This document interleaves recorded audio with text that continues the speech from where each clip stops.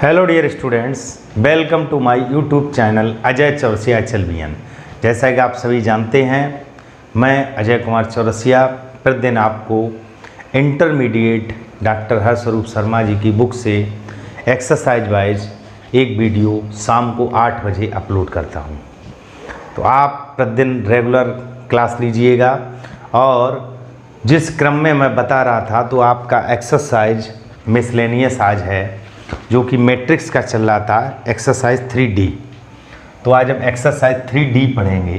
Exercise 3D ध्यान दीजिएगा, इसमें ऑब्जेक्टिव प्रश्न है पहले। तो जैसे पहला क्वेश्चन दिया हुआ है, आपको दिया हुआ है 0 1 और 1 0 और इसमें 4 ऑप्शन दिए हैं। ऑप्शन आप अपनी बुक में देखना। इन्होंने कहा इसका क्रम पूछा है, का क्रम। ध्यान दीजिएगा, क्रम का मतलब होता है कितनी पंक्तियां और कितने स्तंभ। देखिए 1 2 2 पंक्तियां हैं और 2 ही स्तंभ हैं, तो इसका क्रम हो गया आपका 2/2 का। क्लियर। अब बात आती है दूसरे प्रश्न की। दूसरे प्रश्न में इन्होंने कहा है ए और बी का मान दिया हुआ। देखिए ए इक्वल दे रखा है 5 -3 2 और 4 और बी का मान दे रखा है, बी का मान दे रखा है 6 - 4 3 और 6। क्लियर। हमसे a - b पूछा है। तो देखिए जैसा कि पिछले वीडियो में भी आप सीख चुके हैं, पहला वाला पहले से घटेगा। ध्यान दीजिएगा, तो 5 - 6 तो -1, -3 - 4 तो प्लस का 1 हो गया, 2 - 3 -1 हो गया, 4 - 6 -2 हो गया। तो इस तरह हमने यह पार्ट निकाल लिया। तीसरे पार्ट की बात करते हैं। तीसरे क्वेश्चन में इन्होंने कहा है a इक्वल, इस तरह दिया हुआ है aij और मैट्रिक्स में दिया हुआ है m × n और ये कहा एक वर्ग आव्यूह है, एक वर्ग आव्यूह है। तो जब मैंने पहले वीडियो में आपको आव्यूह की डेफिनेशन बताई थी, तो वर्ग आव्यूह में क्या होता है, पंक्ति और स्तंभ बराबर होते हैं। तो वर्ग आव्यूह कब होगी, जब m = n होगा। आगे देखिए क्वेश्चन नंबर 4 में इन्होंने कहा है एक आव्यूह इस तरह दिया हुआ 3x + 7 और यहाँ पर दिया हुआ 5y + 1 और दिया हुआ 2 - 3x और इसके बराबर में इन्होंने कहा है कि आव्यूह निम्नलिखित युग्म समान है। अब देखिए समान है, समान मतलब इक्वल दिया हुआ है 0 y - 2 8 और 4। अब देखिए इन्होंने कंडीशन दी है कि x के कुछ मान दिए हैं, ये भी का ज्ञात करना संभव नहीं है। तो पहले हम देख लेते हैं, किसी एक मान को चेक कर लेते हैं। जैसे देखिए यहाँ से y + 1 का यह मान 8 है, तो y = 7 आ गया। इस वाले को चेक कर लेते हैं। यहाँ से देखिए 5 = y - 2, तो यहाँ से देखिए y = 7 आ गया। इसका मतलब y का मान 7 होगा। अब बात करते हैं x की वैल्यू की। तो x का जो मान है, तो देखिएगा 3x + 7, 3x + 7 0 दिया हुआ है, तो यहाँ से x = -7/3 हो गया। और यहाँ पर दिया हुआ है 2 - 3x = 4, तो देखिए ये आपका -3x = 4 - 2 यानी कि 2, तो x = -2/3 आया। और जबकि यहाँ से देखिए 2 मान संभव नहीं है। इसका मतलब क्या हुआ, जो इन्होंने ये शर्त दे रखी है ज्ञात करना संभव नहीं, तो आप इसको लिख दोगे कि यह ज्ञात करना संभव नहीं है, संभव नहीं है। क्लियर। क्यों? क्योंकि एक ही चर राशि के x के 2 मान प्राप्त हो रहे हैं, जबकि आव्यूह में यह संभव नहीं है। हम चलते हैं अपने अगले क्वेश्चन पर। यहाँ पर इन्होंने 5वें क्वेश्चन में कहा एक 3/3 की मैट्रिक्स है। इसका मतलब उसमें नंबर ऑफ एलिमेंट्स कितने हो गए, 9। और इन्होंने कहा है आव्यूह की कुल कितनी संख्या होगी जिनके प्रत्येक प्रविष्ट। अब देखिए जो प्रविष्ट हैं, प्रविष्ट यह आपके 0 या 1 है, 0 या 1। तो देखिए प्रविष्ट का मतलब 1 1 2 हो गया, या तो 0 होगा या 1 होगा, तो 2 और टोटल नंबर ऑफ एलिमेंट्स कितने हो गए 3 इंटू 3 यानी कि 9। तो इन्होंने यही पूछा है कुल कितनी संख्या, आव्यूह कुल संख्या, तो आप लिखोगे आव्यूह की कुल संख्या वो हो गई 2 पे पावर 9। तो ये आ जाएगी 2 दूनी 4 दूनी 8 दूनी 16 दूनी 32 दूनी 64 दूनी 128 दूनी 56 दूनी 512। तो इसका डी पार्ट जो है वो आपका सही आंसर हो गया। बात करते हैं अब यहाँ पर देखिए, ये सिंपल क्वेश्चन थे छोटे छोटे, तो इनको आपने आसानी से कर लिया है।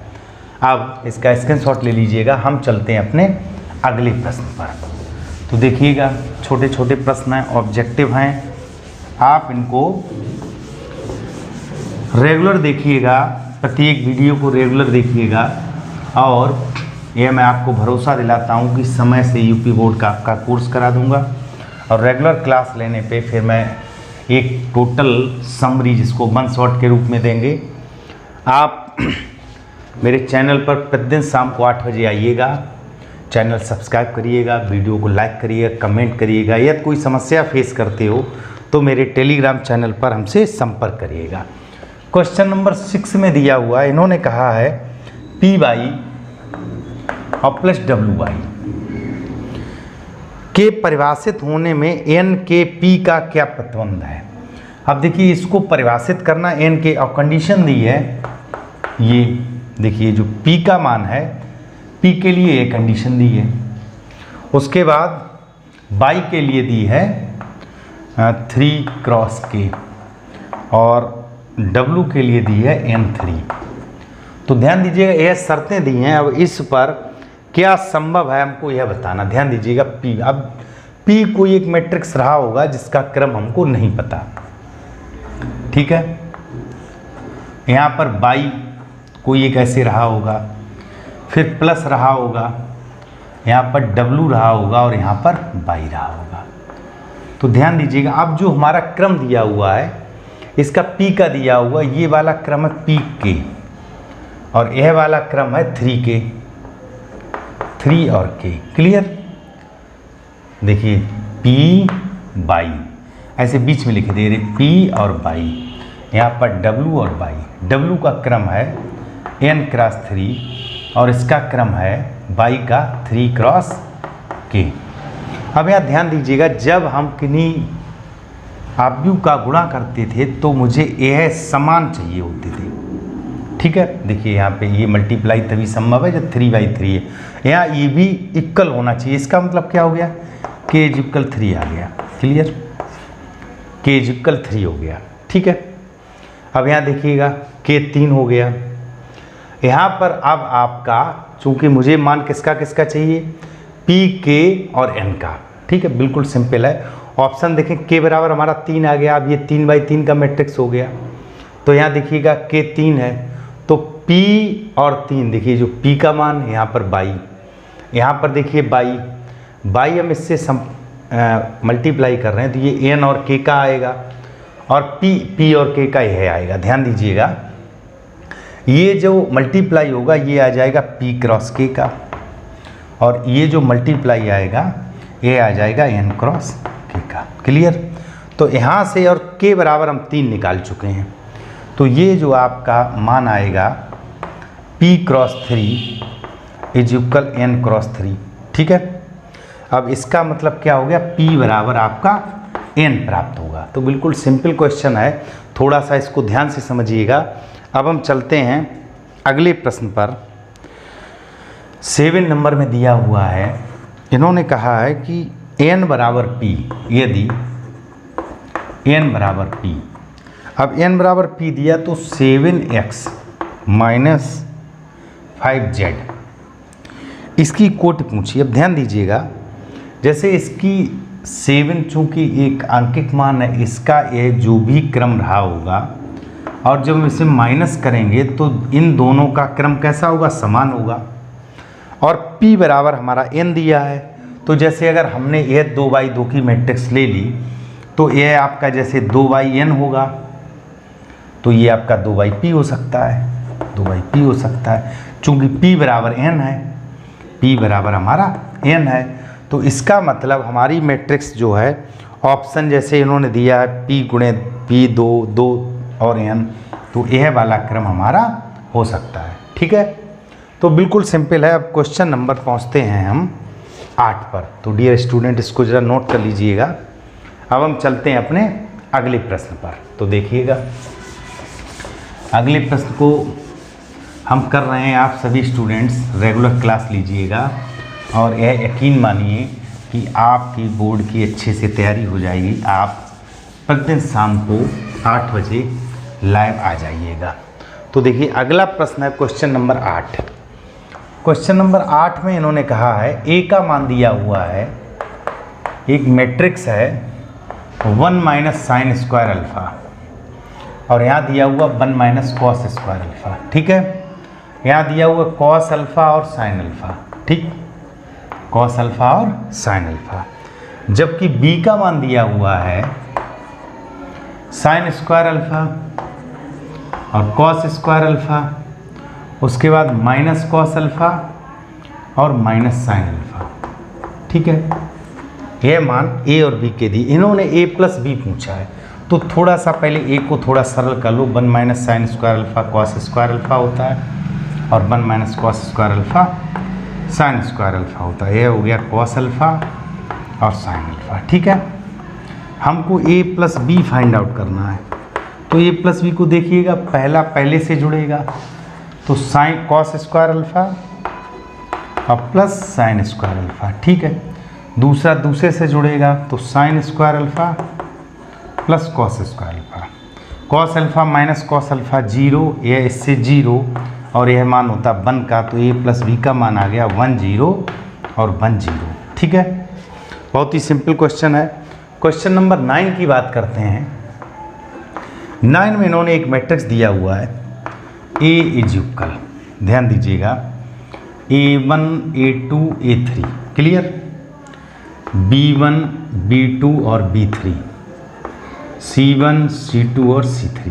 ठीक है, इन्होंने कहा है कि माइनस ए का मान बताओ। ध्यान दीजिएगा, आव्यूह में क्या होता है, जब भी हम किसी राशि का मल्टीप्लाई करें या डिवाइड करें वह उसके प्रत्येक अवयव में होता है। तो माइनस ए का मतलब यह माइनस यहाँ लग जाएगा, A1 A2 A3 B1 B2 B3 C1 C2 C3। ठीक है, तो जब माइनस अंदर पहुँचेगा तो माइनस का A1 माइनस का A2 माइनस का A3 B1 B2 और B3 C1 C2 और C3। तो डियर स्टूडेंट्स, मैं उम्मीद करता हूँ बहुत अच्छे से समझ में आ रहा होगा। अब हम चलते हैं अपने 10वें क्वेश्चन पे। क्वेश्चन नंबर 10 देखिएगा। 10वें क्वेश्चन में इन्होंने कहा है ए तथा बी समान कोटि की हैं और सममित आव्यूह हैं। देखिए ए और बी समान कोटि की हैं। देखिए सबसे पहले उनका जो ऑर्डर है वह बराबर है। जैसे अगर 2/2 की हैं तो 2/2 की दोनों होंगी। और दूसरा ये सममित आव्यूह हैं।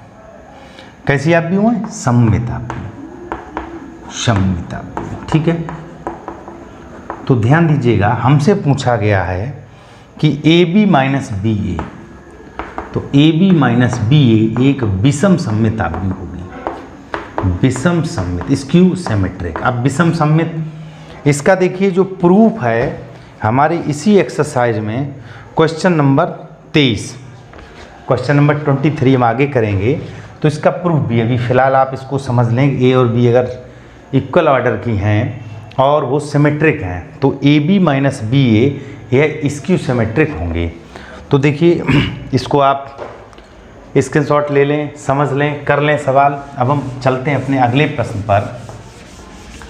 अगले प्रश्न को हम करेंगे तो आप सभी स्टूडेंट्स मेरे चैनल को सब्सक्राइब करें, वीडियो शेयर करें, लाइक करें, कमेंट करें और रेगुलर जो है शाम को 8 बजे क्लास लें। अब हम चलते हैं अपने अगले प्रश्न पर, क्वेश्चन नंबर 11। क्वेश्चन नंबर 11 में उन्होंने कहा है ए इज इक्वल, देखिए ए इज इक्वल दिया हुआ cos alpha minus sine alpha, sign alpha और कॉस अल्फ़ा, कॉस अल्फ़ा। ठीक है, इन्होंने कहा ए प्लस ए डैश, तो सबसे पहले रो चेंज इनटू कॉलम कर दो, रो चेंज इनटू कॉलम।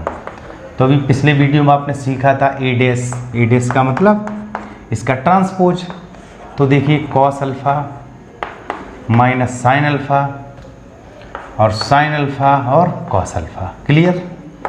इन्होंने कहा है कि A plus A dash is equal I given है, चूँकि A plus A dash is equal I दे रखा है। तो देखिए ए प्लस ए डैश करिए, कॉस अल्फ़ा ये हो गया 2 cos alpha. Clear.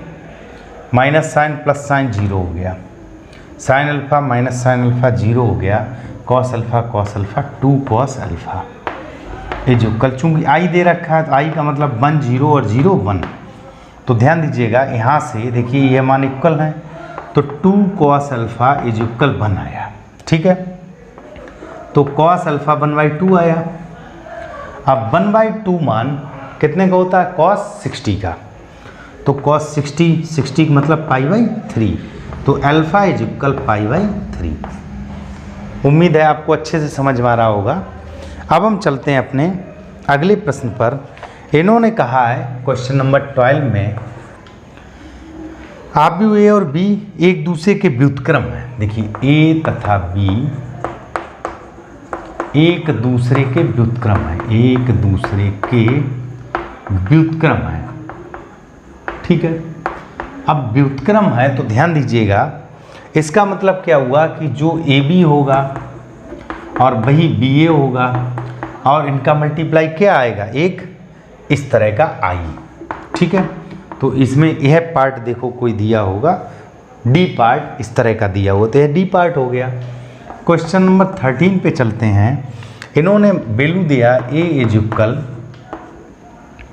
Alpha beta gamma और माइनस का अल्फ़ा। ठीक है। और इन्होंने कहा A square is equal I. A square is equal, तो सबसे पहले चूंकि गिवन है A square is equal I, तो एक कंडीशन पूछिए। तो देखो सबसे पहले हम ए स्क्वायर निकाल लें।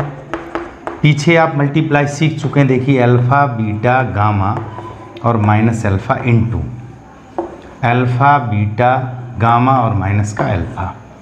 तो देखिए पहली पंक्ति का पहले स्तंभ में गुणा करेंगे, तो देखिए अल्फ़ा स्क्वायर हो गया प्लस बीटा गामा हो गया। क्लियर। इसका इसमें किया तो अल्फ़ा बीटा और माइनस अल्फ़ा बीटा। ठीक है। अब इसका इसमें करेंगे तो गामा अल्फ़ा और माइनस अल्फ़ा गामा। इसका इसमें किया तो बीटा गामा और प्लस अल्फ़ा स्क्वायर। ठीक है। अब ये ए स्क्वायर का मान मैंने निकाल लिया और यही ए स्क्वायर जो है आपका आई के बराबर है। तो देखिए अगली स्टेप में इसी के बराबर हम यहाँ ध्यान दीजिएगा, देखो ये आपका ख़त्म हो गया। तो इसका मतलब आई, ए स्क्वायर का मतलब आई, यह मान ए स्क्वायर का हो गया alpha square plus beta gamma 0 0 alpha square plus beta gamma is equal हो गया 1001। तो फाइनली देखिए हमारा क्या आ गया? Alpha square plus beta gamma is equal 1। ध्यान दीजिएगा ए स्क्वायर मैंने निकाल लिया, आई का मान यह होता है। तो आपका आ गया alpha square plus beta gamma is equal 1। तो बिल्कुल सिंपल है। आप जो है इसी क्वेश्चन पे ध्यान दीजिएगा, इसको जैसे इन्होंने एक ही ओर रखा है तो आप सारे पद alpha 1 minus alpha square minus beta gamma इस तरह लिख सकते हो। देखिए 1 minus alpha square minus beta gamma is equal 0 भी लिख सकते हो। ठीक है। तो डियर स्टूडेंट्स, यह क्वेश्चन मैं उम्मीद करता हूँ बहुत अच्छे से समझ में आ रहे होंगे।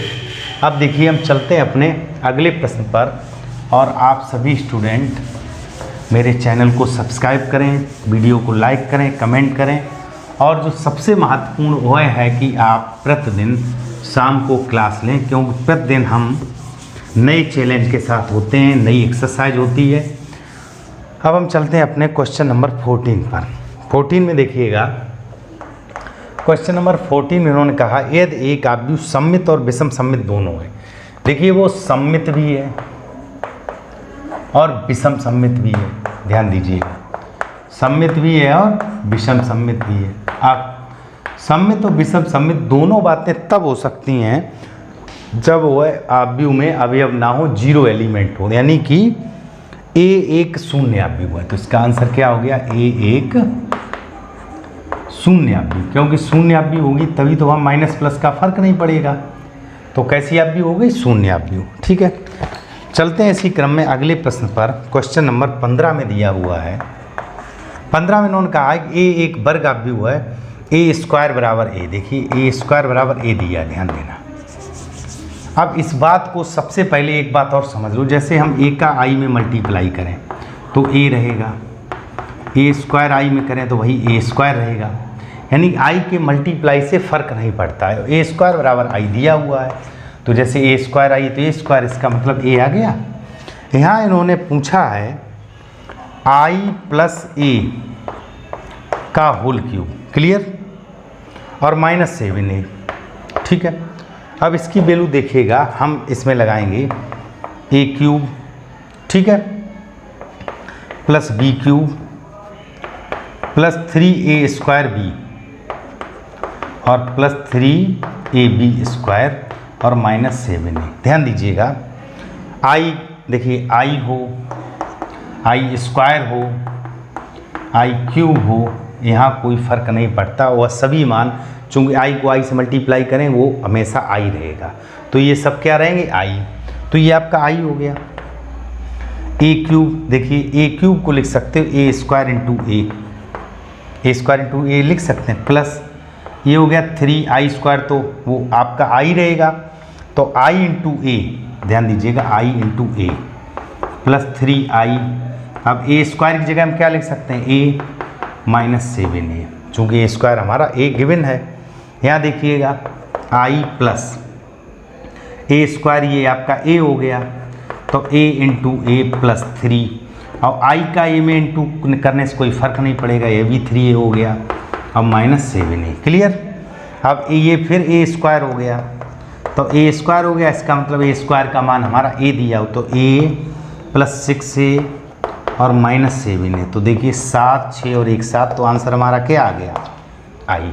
तो डियर स्टूडेंट, बहुत ही सिंपल क्वेश्चन हैं जिनको आप आसानी से कर सकते हो। अब क्वेश्चन नंबर 16 की बात करें तो क्वेश्चन नंबर 16 में दिया हुआ है आव्यूह की कोट पूछी। देखिए फर्स्ट पार्ट दिया हुआ है इस तरह का 4 5 0 और 1 2 3। तो देखिए कोट की बात की है, कोट हो या क्रम हो, तो देखो यहाँ पंक्तियाँ कितनी हैं, 3, स्तंभ कितने हैं, 2, तो 3 गुणे 2 की कोट हो गई। सेकंड पार्ट आप स्वयं करिएगा, 17 क्वेश्चन स्वयं करिएगा, क्योंकि इसमें भी प्लस और माइनस दिया